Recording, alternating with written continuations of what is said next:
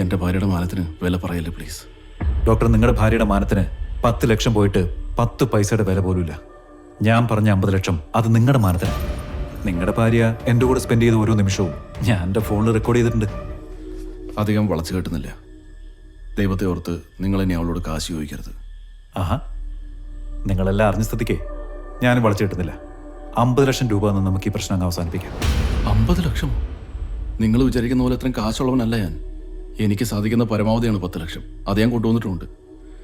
എൻ്റെ ഭാര്യയുടെ മാനത്തിന് വില പറയല്ലേ പ്ലീസ്. ഡോക്ടർ, നിങ്ങളുടെ ഭാര്യയുടെ മാനത്തിന് 10 ലക്ഷം പോയിട്ട് 10 പൈസയുടെ വില പോലുമില്ല. ഞാൻ പറഞ്ഞ 50 ലക്ഷം അത് നിങ്ങളുടെ മാനത്തിന്. നിങ്ങളുടെ ഭാര്യ എൻ്റെ കൂടെ സ്പെൻഡ് ചെയ്ത ഓരോ നിമിഷവും ഞാൻ എൻ്റെ ഫോണിൽ റെക്കോർഡ് ചെയ്തിട്ടുണ്ട്. എൻ്റെ ശരീരത്തോട് അവൾ കാണിച്ച ആവേശം നിങ്ങൾക്ക് കാണണോ? ഞാൻ പറഞ്ഞ 50 ലക്ഷം തന്നില്ലെങ്കിൽ ഈ വീഡിയോ ലോകം മുഴുവൻ കാണും. എന്നെ ഒരിക്കലും മറക്കാൻ പറ്റില്ല എന്ന് അവൾ എത്ര തവണയും പറഞ്ഞെന്നറിയോ? ഓരോ തവണയും നിങ്ങളുടെ കൂടെ കിടക്കുമ്പോൾ അവൾ മനസ്സിലോർക്കുന്നത് എന്നെയാണ്. അത്രയും ഗതികെട്ട നിങ്ങൾക്ക് മറ്റുള്ളവരുടെ മുമ്പിൽ ആണായി അറിയപ്പെടാൻ 50 ലക്ഷം കൂടുതലല്ല.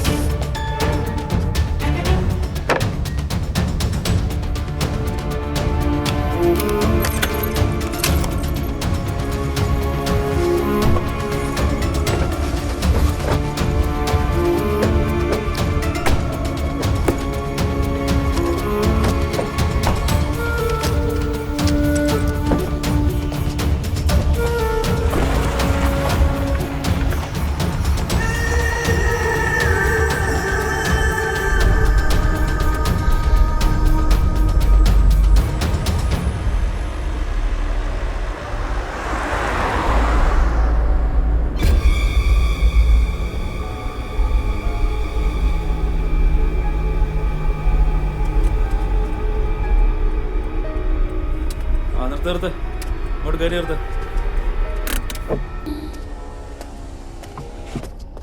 പുറത്തിറങ്ങും. ആ ബുക്കും പേപ്പറും എടുത്തു. ശരി സനല്ലേ സാർ, ഈ വണ്ടി മൊത്തം ചെക്ക് ചെയ്യും. ഡിക്കി ഓപ്പൺ ചെയ്യും.